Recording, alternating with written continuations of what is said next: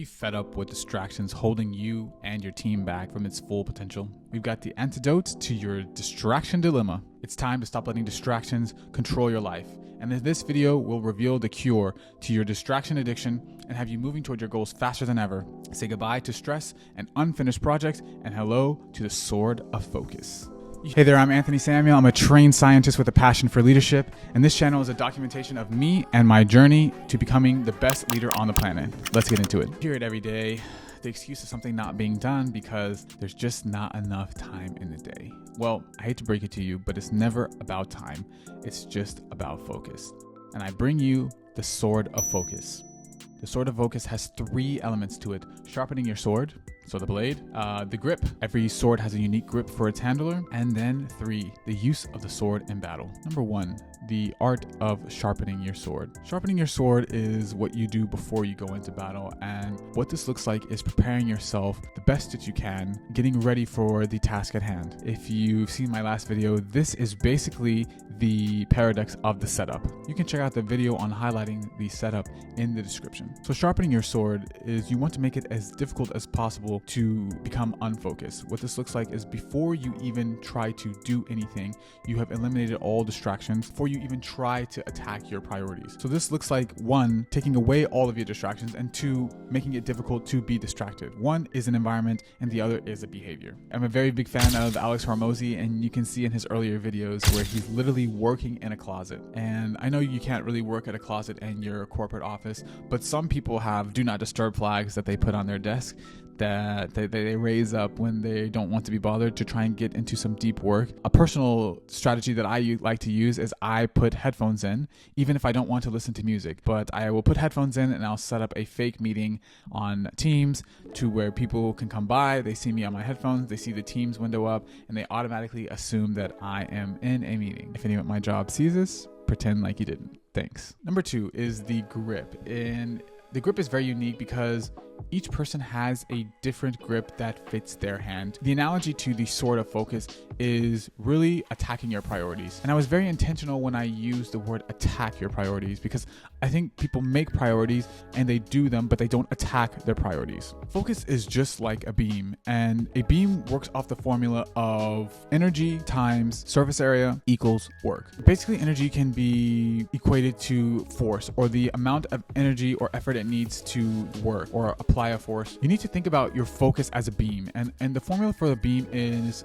work. And work is the energy needed to apply force on an object to move it from one place to another. The second aspect of the equation is focus. So the formula for the beam is work, and work is how much energy needs to be expended to apply a force to move from one object to another. And to put this in human terms, this is how much energy do you need to move a task from start to finish. Now, if you have all of your energy and you're focusing on one task, that is intense focus, and you're able to move the project from one place to the other much easier than if you were trying to divide your energy among 5 projects.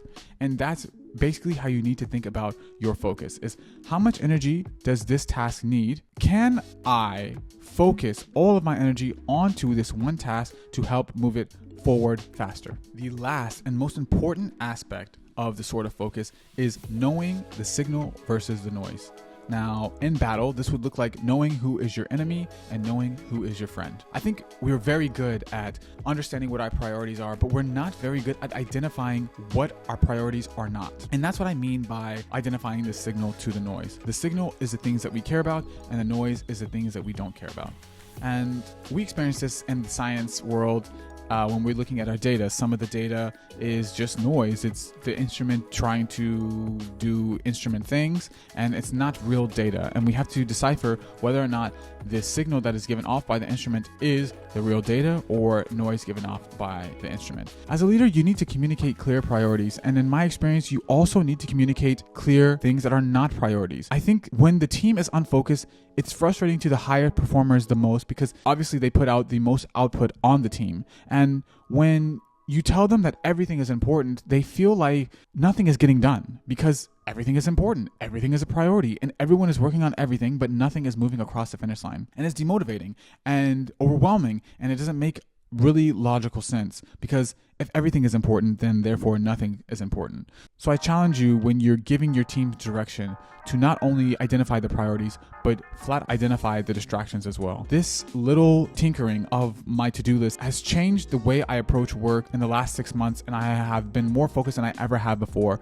because I list out all the things that I need to do, or all the projects that I have, and I don't list them as priorities, but I list them as focuses. So I have a table with focuses on one column, and it has all the projects that I want to do.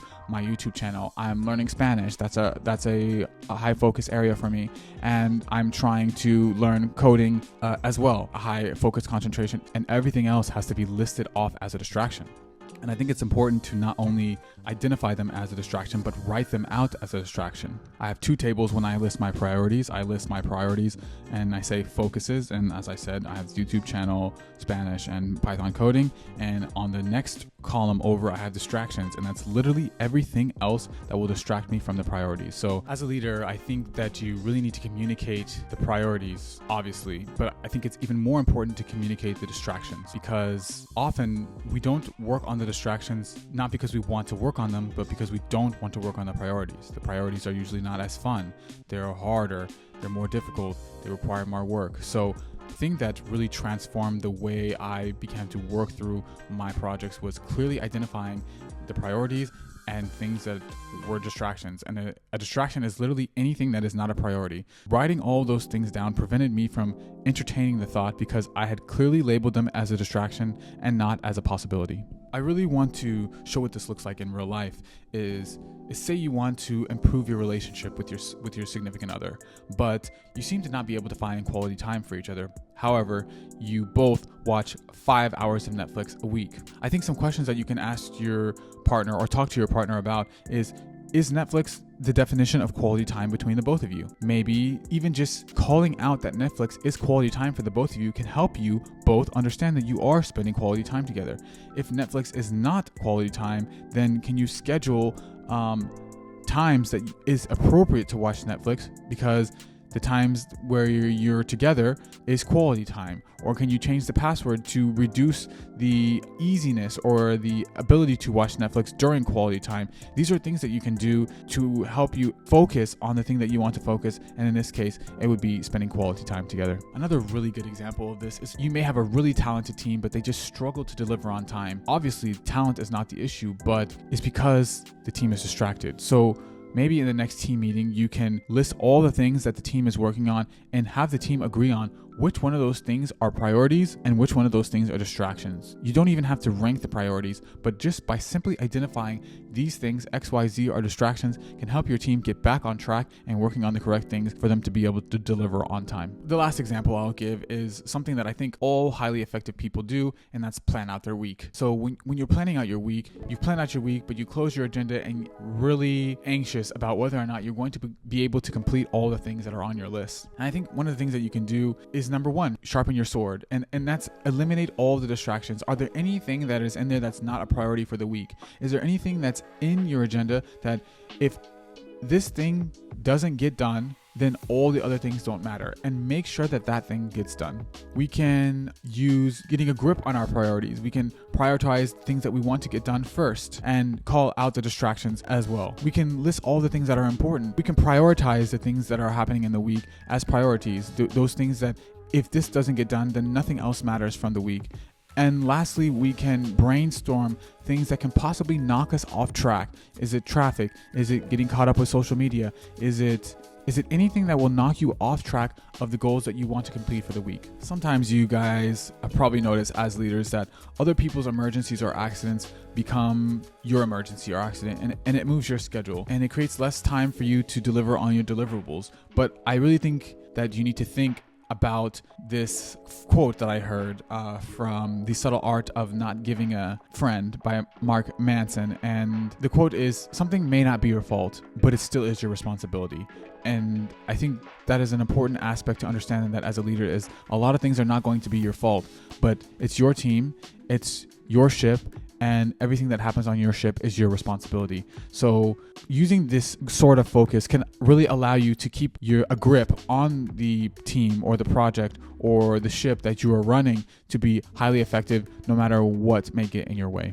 You probably notice an underlying theme, and all 3 elements of the sword of focus, and that is the setup. I've created a video called the setup paradox. You can see it here, and it really highlights how important it is to set up before the event even happens to make sure that you win before you even begin. If you're a frequent watcher of the channel, you know we like to end on something to sleep on. So something to sleep on today would be, what is one distraction that is repeatedly keeping you from your goals? Or what is one distraction that you have overcame that has allowed to get you to your goals?